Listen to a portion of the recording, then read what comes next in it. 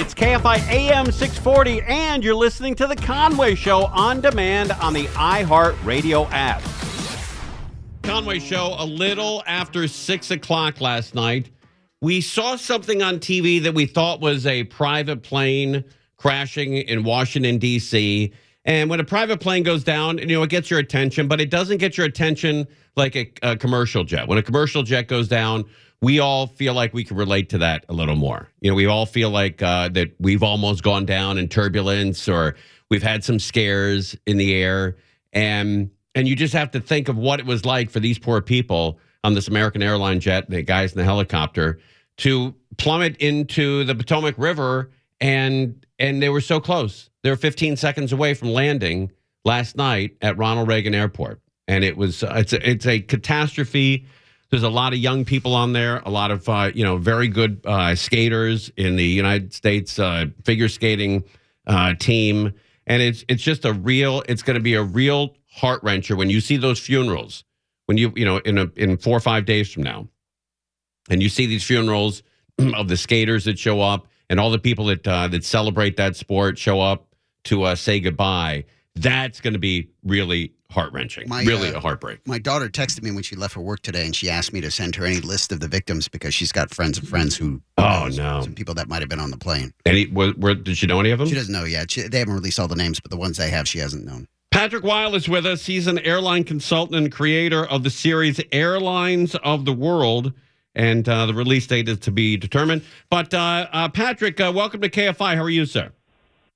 Hello, Tim. How are you? I wish this was a better day. Yeah, man. Oh, man. I think, you look at something like this way differently than we do. When, the layperson like myself, I just keep saying to myself, how the hell can this happen nowadays? How is a helicopter flying so close to a busy airport and not looking around? I don't get it.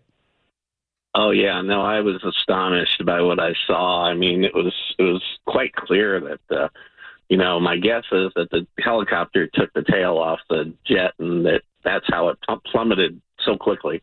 Something like this happened back last year, air show in Dallas, where it was a B-17 that had its tail cut off, and it just plummeted within 3 or 4 seconds. It hit the ground. There was no chance. And the same similar thing I saw when I saw that video really came to mind. A couple of airports come to mind when something like this happens, because that's a smaller airport. It's like Burbank. And I fly in and out of Burbank, because of the convenience. But, man, do I pay for it with the rattled nerves on landing. Yeah, that in Orange County, and there's a handful of other ones all across the world. New York LaGuardia is one of them. Even Santos Dumont in Rio de Janeiro, which I was down there investigating some stuff to do for our show. But it's a little postage stamp, and it's very tight quarters there for sure. There's another airport that comes to mind. Tijuana's airport is set up in a strange way, where a lot of the planes, if the wind's right, the planes have to come in over San Diego, so they're breaking, the border there, and then fly back towards Mexico. And there's a lot of air traffic there with the helicopters and the Navy and the Air Force. Yeah, Imperial Beach Naval Air Station is directly underneath the approach path of Tijuana Airport. Wow. And I was just down there last week, and I was looking at the airplanes coming in over San Diego, and the helicopters were not much further below the incoming aircraft. That got my attention pretty quickly. Now, I'm not familiar with this airport. I know you are. Is this equivalent to Burbank, about the same size, a little bigger, a little smaller? I would say it's right in the same range of it. There's intersecting runways, which is where this airplane was on approach to. So that's why you saw in the video, you saw one airplane departing, which it almost looked like it was in the same space, but it really wasn't. But the runways are closely stitched together, if you will, at that particular field. And the military base or a helicopter base that the helicopter was over came from that area was directly across the river from the Reagan Airport. Now, what I also heard that there's a lot of restricted airspace in Washington D.C., maybe the most restricted in the country, if not the world. Yeah. And so those planes coming into Ronald Reagan International Airport, they've got to follow the river almost like it was an old steamship before they get to that airport because of the restrictions. Yeah, they really have to stay right over the middle of the river. At the last minute, they'll turn sharply to make the landing, and that happens like in Burbank, for instance. That's a very similar situation. So, yeah, they were. The airliner was right where it was supposed to be. There was no doubt in my mind that they were straying off their course of any bit. I think they were right where they're supposed to be. The thing is, the military helicopter was not where it was supposed to be, and it should never been anywhere near the arrival portion of the runway there. It just it boggles my mind to think how that could have happened. And the air traffic controller gave a warning to that military helicopter, and the helicopter never responded to the warning. Do you think they were on a different frequency, or what do you think the lack of response was due to? Well, they were talking to him initially because they wouldn't have known that call sign or called to that helicopter. It was PAT 25, and there was no, like I said, there was no response after the air traffic guidance that there was an aircraft coming in. So, I mean, probably the controller should have sent the CRJ around at that point because there was definitely no response from the helicopter. You know, that airport has always been talked about like Santa Monica Airport. The people live around that airport hate it, and they want it closed. But the politicians and the big businessmen and the lobbyists, they are strong enough to keep that airport open. Apparently so, yeah. I mean, you know, it's Washington. Everything in the world seems to happen there. Yeah. So when a plane flies into that airport, do they have to go around the entire city of Washington, D.C. and then approach it from the south?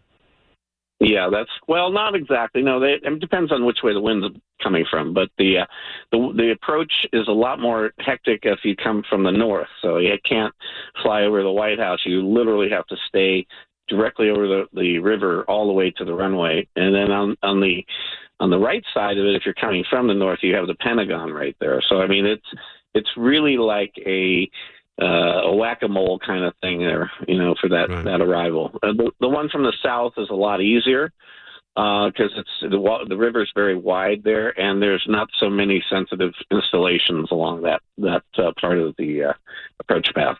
I imagine if the Secret Service had their druthers and they had, you know, their on their wish list, I'll bet and part of that wish list is to have that airport closed down.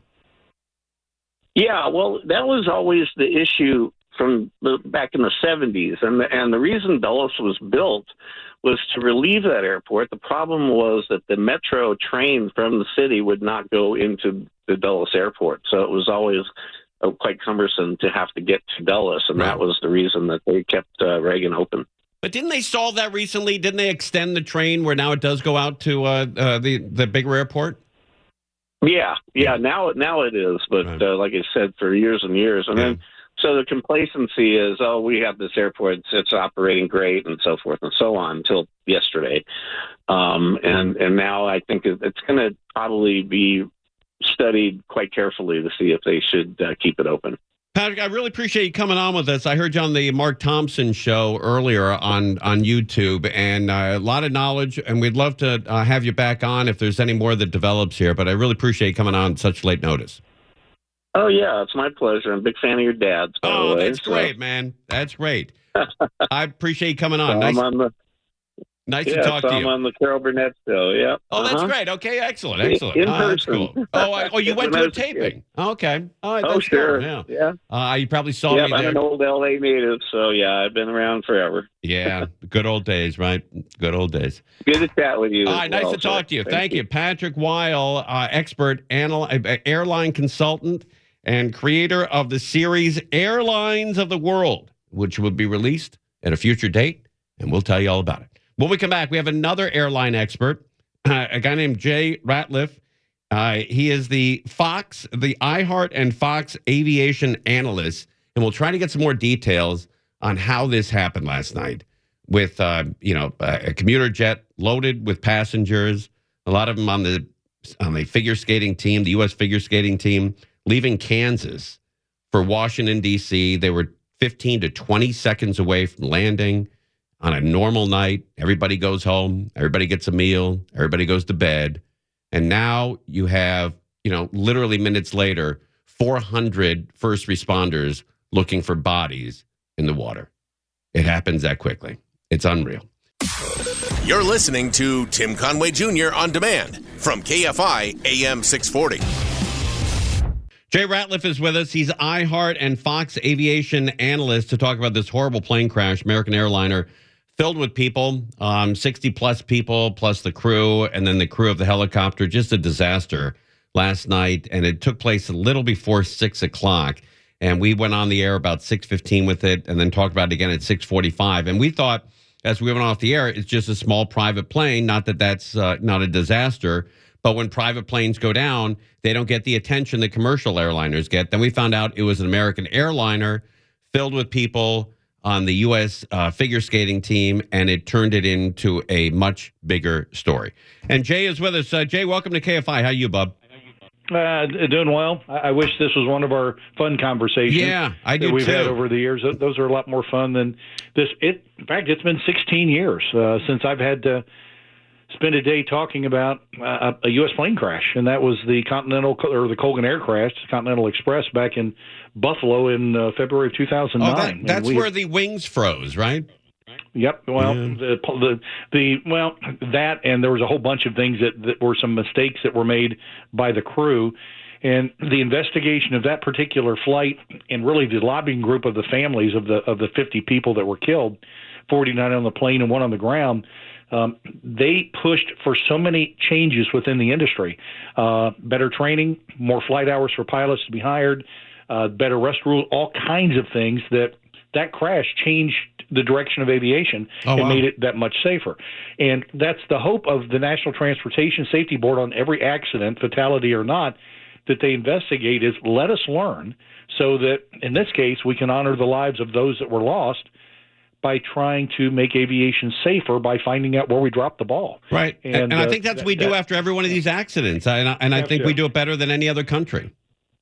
Well, and it's true because we were enjoying the safest era ever of commercial jet travel, going nearly 16 years between major accidents. Now, we did have the Asiana situation in San Francisco, right, where that plane came down, and there were 2 fatalities, but that happened after the plane actually came down. And they were run over by the fire department. That was it. And then you had the situation with the Southwest passenger over Pennsylvania that died when that engine had the decompression and she was sucked temporarily out the aircraft. They pulled her back in. Right. But this is the first time we've had a disaster like this in all of these years. And, of course, now the questions begin, and everybody wants immediate answers. And, sadly, it's going to take the National Transportation Safety Board some time to begin to collect the evidence, examine the evidence, and then allow the evidence to dictate the direction and flow of the investigation. And in a few weeks, we'll get probably a preliminary report, but we're not going to see a final report for 8, 10, maybe 12 months.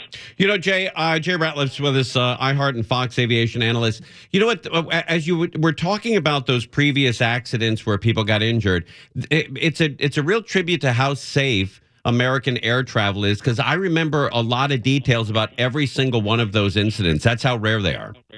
They are. In fact, we were just talking about the anniversary of 1982 when you had the Potomac Air crash of the Air Florida flight that crashed into the bridge at the Potomac River, and 78 or 76 people perished in that.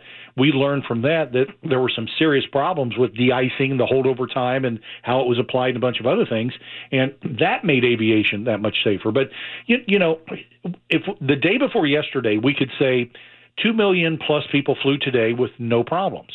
And you could go back the day after, the day before, and go back for all of those years for 16 years, talking about how it'd been that long since there's been any situation. It's like the odds of you going outside and getting struck by lightning twice in one day.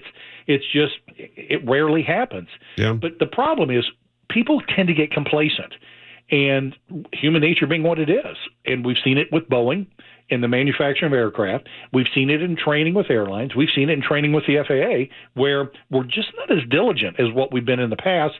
And we need to be even more so to make sure that we can get back to making sure that we don't have the close calls. And I've spent way too much time last year talking about near misses in Austin, near misses here, sure. all of these, times where we've had airplanes that were approaching being in the same area at the same time. Yeah, and I don't you'll remember this because you're in aviation. But back in the summer of 1987, the Northwest Orient plane that flew out of Detroit Metro that crashed on takeoff. My uncle Mike Bresnan was a fire captain with the fire department at Metro, and he was one of the first guys on the scene. And he was never the same after that. He shut down, and he used to be a character, always telling great stories and wild and fun at parties. He was never the same after that accident. And I think an element that we don't talk about enough are these first responders and how it's going to change their lives as well. Obviously, the people who've died, that's a devastating part of their life. But I think the first responders' lives will be changed forever as well. They do it. And not only them, but the American Airlines care team. I was on the go team for Northwest. These are individuals that go to the crash airport, and they are assigned a specific family that they work with for the next several weeks and months. As far as bringing family in, working with the funeral home, and doing everything you can for that family. And I can tell you, thank God I never had to go through that as far as exercising, but the training we went through to get us ready. Guys, that was the toughest training I've ever gone through in my life. It was unbelievably emotional, just the things we had to go through as we were preparing for that horrible event. That way we knew what we were doing when we got there. So the American Airlines care team, for the employees that work with American, their lives are never going to be the same. Yeah, no, you're right. This is going to touch so many people in so many ways. And that Northwest Orient crash, was that the one that there was only one survivor? The one little girl, yeah. She's a 2 or 3 year old girl who's still alive today, I believe. Yes, and when you have that kind of an event where these first responders have to deal with that magnitude of death in that kind of a situation, it's always a very public thing. You can't get away from it for a while, and that just makes it more difficult for everybody that's involved. And yes, we're trying to figure out what's going on. Yes, we want answers, all of those kinds of things. But let's not forget to take care of the mental health of all the people that desperately need it at this point. And I'm so glad that you brought that up, because far too often that's something that's forgotten about. Yeah. And I saw them talking to the city officials in Kansas City, and they said, look, if any family member wants to come to this airport, we have care teams here. They had one person who opted to do so, because for people that are trying to go through this alone or who just need somebody with them, that's what that's there for. Jay, we got to take a break. Can I ask you to hold on?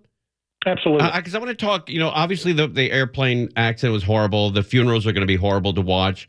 But the logistics of shutting an airport down of that size and then reopening it and the scheduling, and I'd like to talk to you a little bit about that. All right, sure. Jay Ratliff is with us, and then Tim Lynn, we scheduled him for 4:35. Hopefully he can come back at 4:45. And talk to us about the helicopter aspect of this. All right, we're going to have all the information that we can get you on this horrible plane crash that happened last night in Washington, D.C. You're listening to Tim Conway Jr. On Demand from KFI AM 640. We continue talking about the midair collision that killed 67 people, the deadliest U.S. air disaster in almost a quarter century. It's been decades and decades. It happened last night, a little before 6 o'clock. We got word around 6:15, and again, it was just reported as a private jet. And those stories, while they're tragic, they don't get the attention of commercial jets for a million reasons. And Jay Ratliff is with us, the iHeart and Fox Aviation Analyst. Jay, we had talked to Patrick Weil earlier. There's been a lot of talk about this airport shutting down. Is this going to push that closer to happening? Perhaps. I don't see it, simply because where are you going to put the traffic that would be displaced from that? If you're talking about the removal, are you talking about the removal of the entire airport itself? Yeah, that's what they're talking about. Yeah, airlines want to put more flights in there. So It's a lot like when you've got an interstate that was designed for X amount of traffic a day. You have 200% of that, and you're going to have more traffic showing up, and you're trying to figure out how in the world to stay ahead of it. And with so many of these airports in cities like D.C., you've got a real estate issue. There's no place to put extra runways and to do more things to increase the capacity. And that's really what makes it difficult as you move forward. Because, guys, we're talking about the future of aviation in the next 15 years plus. They're talking about the numbers doubling from what we have right now. Wow. So if we've got issues now that we can't contain and control, Jay, what about the story that came out that the FAA is 3,000 air traffic controllers shy of where they want to be? How is that? How did that possibly happen? Well, it happened when Ronald Reagan threatened the air traffic controllers all those years ago, saying if you go on strike, we're going to fire you. And they're like, yeah, right. Well, they did, and he did, and a lot of them were hired at one time. And then, doggone it, when you hire a bunch of people at one time, they tend to retire at the same time. Oh, I see, right. Somehow the FAA missed that one because all of a sudden they started getting behind on the number of their hiring. So, how long does it take to train one of these guys or gals to do this? It's been a while since I've been involved in the start to finish, but you're talking about 6 months to a year many times as far as depending on the capability of getting somebody where they need to be. Now, last year, the Federal Aviation Administration hit their goal of 1,500, I think, by September 1st. But something they did a couple of years ago that just left me scratching my head was they wanted to become more inclusive. So they decided to lower the entry requirements for individuals, making it easier for anyone to get in. The thought was that they wanted to have more minorities, more women, and more people involved in it, which is great as long as they are qualified. Sadly, the practice has gotten us to the point where we are seeing some issues, but the bottom line is we're still shorthanded. And the Federal Aviation Administration has got to do what they need to do at this point in time to get the air traffic controllers staffed to where they need to. Now, last year and the year before, around the fall travel season, November, December, the air traffic control staffing was at a point where the FAA went to airlines in the Northeast saying, guys, you're going to have to cut your traffic by 10%. Wow, that's a lot. Because if you don't, we're going to have 90-minute delays. Now, to the airlines' credit, they worked with the FAA and reduced the number of flights for that period of time last year and the year before so that they could help the FAA as they're trying to do a better job of keeping the air traffic control situation under wraps. Right. So there's a lot of back and forth cooperative effort, which is good, but we've got to get more people hired. We've got to get more people trained. And that's one of the things the NTSB is going to look at. Is this air traffic control tower short-staffed? Do you have people working overtime? Do you have the possibility of fatigue that might be setting in? There's just so many things that they look at as they try to determine, was everybody at the top of their game when this situation happened? Jay Ratliff is with us, aviation, iHeart and Fox Aviation Analyst. I heard you on this station talk about how strange it was to ask the helicopter pilot if he saw the plane, which would delay any kind of reaction or action that he should have taken. How should that have been relayed to him? Shouldn't it have been a direct order? Well, it depends on how close they are. And again, the air traffic controllers may not have had a firm fix on the location of the helicopter versus where the airplane was at. So, because when you listen to the feedback or the playback, there doesn't seem to be a great deal of urgency in the air traffic controller's voice when they're asking the question of, do you have a visual of the CRJ on approach? And then when the thing came back where they said yes, and they were going to try to get the helicopter to descend and go underneath, obviously none of that had time to happen because the collision took place almost immediately thereafter, which led to the question, was the crew of the helicopter looking at a different aircraft than what they should have been? And look, there's a lot of things that are going on out there. And even though this was a training flight, these weren't newbies in the helicopter. These were experienced individuals that have flown, and this was their annual recurrent training that they were going through. So you had experienced people here. And when you have two pilots and a third person on the cockpit of that aircraft that is designed for sight, you have windows on the side, the top, the bottom. I mean, it's a panoramic view. Sure. You see a lot.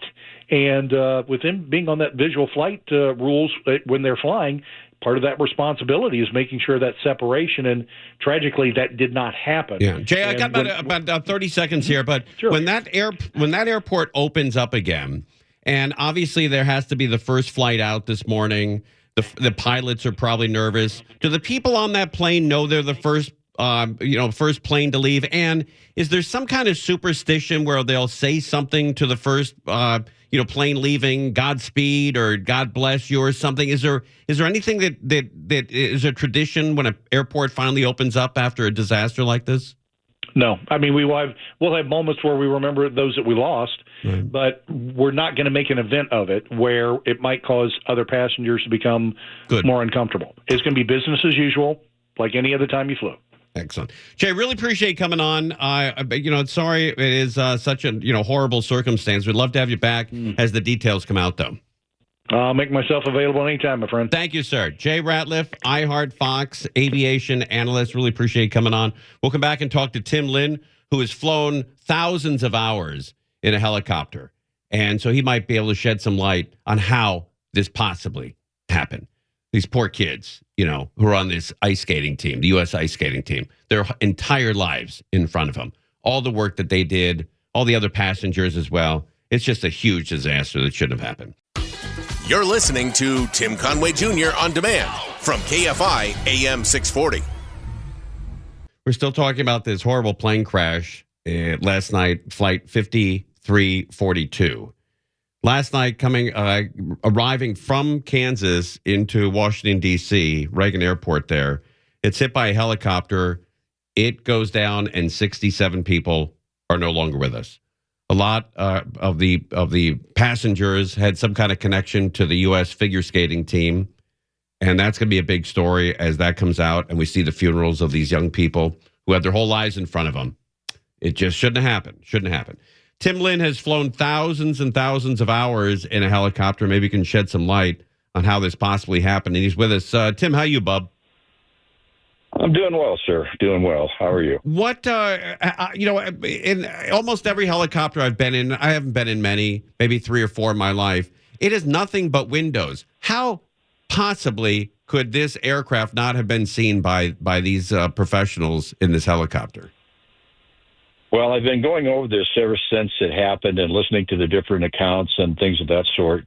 And what I've kind of come from, and I've looked for the actual routing or what they call the letter of agreement for the route the helicopter was on, what the altitude, what the restrictions are. I couldn't find it, so more than likely it's an agreement between the military and the tower.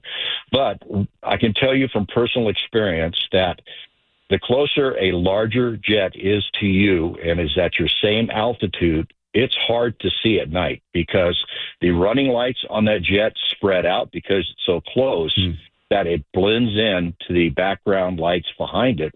And you can easily lose a jet close in like that if you don't see it early. They're easy to see when they're far away because the lights are all concentrated. But as they get close, you have to realize those lights are going to be 70 feet apart and sometimes 100 feet apart, and it's hard to see. My thing is what I've been listening to everybody talking about is that they're flying down the river. The three military folks on board, more likely 2 pilots and a crew chief in the back. And I've heard they're on night vision goggles. They was on that type of flight. Night vision goggles take away a lot of your peripheral vision. You only have a 40-degree area of view. So, and also it takes away the color. So you're looking at a black and white picture. On the other hand, the night vision goggles will allow you to actually see the aircraft's body versus it being unlit at night. You can't see with the naked eye. So another possibility that happened is they were transitioning down the river. The air traffic controller called out the aircraft to them and asked them if they had it in sight. Now, everybody's saying that the helicopter did not respond. You have to remember that helicopters sometimes operate on different frequencies than the fixed-wing aircraft. And with military aircraft, they operate on a completely different band, a UHF frequency, the military side. So the air traffic control recordings may not pick up that frequency on that track. So right. In other words, there's probably track that will come out later. So the thing is, there's multiple things going to happen. One, they were distracted by their training. Their NVGs was limiting their view. The aircraft was the wrong aircraft. They were looking at one further away, thinking that was the one the tower was talking about. And the other phenomena that happens an aircraft that is going to hit you. If you're looking at an aircraft and the one that's going to hit you, there is no relative motion with that aircraft. If you're starting to converge on each other, that aircraft will stay in the exact same spot and not move. Your eyes pick up movement. And if there's no movement, sometimes you won't see that. And then you have door frames, you have window frames. And if that movement is behind, or if that side picture is behind that door frame, it'll stay behind that door frame. So like a big blind spot. Right. But then you get into the habit of leaning forward, looking around it, leaning back, looking behind it. There's some helicopters that really have blind spots on them, and you have to really work at looking around it. And like I said, the thing I'm going at is there's a few different theories that I've seen.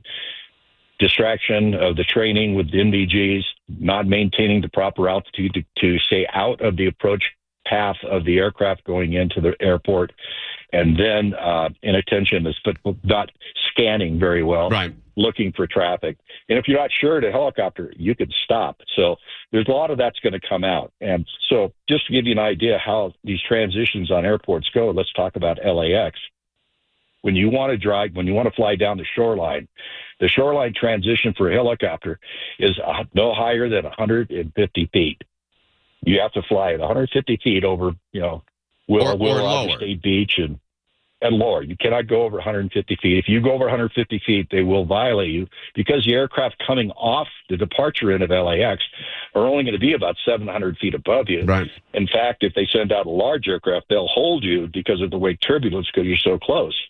Right. So and they refer to those a lot as they'll on the tail end of that announcing that plane's number, they'll repeat heavy. Is that true?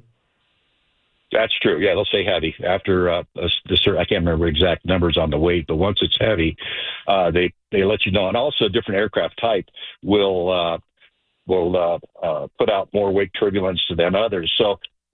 What happens is in a situation like LAX, you have to hold because you can't stay far enough away from them. Even on what we call the Harbor Freeway transition that you go from north to south, you have to stay at or below 900 feet. So you can go lower than 900 feet, but you cannot go above 900 feet because the aircraft are still about 700 feet above you. And that's a lot to know. That's a lot to know because it's not. That's just one airport, and there's a dozen airports in Southern California that have their own rules and regulations. It's impossible to get around. Well, not really, because that's where training comes in and air familiarization. And that when they go back to talking about this night flight was a familiarization flight, you keep practicing, you keep training, you keep learning. And I can tell you on the military side, those guys do not fly without a complete pre-flight briefing, a mission briefing, all kinds of things that they go through. As a matter of fact, we had a formation flight with the Orange County Sheriffs. We were doing a formation flight, and the officer in charge of the flight was a former captain in the Army, flew Blackhawks. After he had his briefing and we got the briefing notes, I looked at him. I said, "We can either go find Bin Laden or fly a photo flight here, man." It was such a accurate and more in-depth briefing that I've ever had on a formation flight. But, like I said, all right, Tim, I appreciate you coming on. We got to take a break here. I appreciate the information, and thank you for chiming in. I know you're on vacation, so I appreciate you taking time to hang with us. That'll work. All right, it's Conway Show. We're live on KFI AM 640. Conway Show on demand on the iHeart Radio app. Now, you can always hear us live on KFI AM 640, 4 to 7 p.m. Monday through Friday, and anytime on demand on the iHeart Radio app.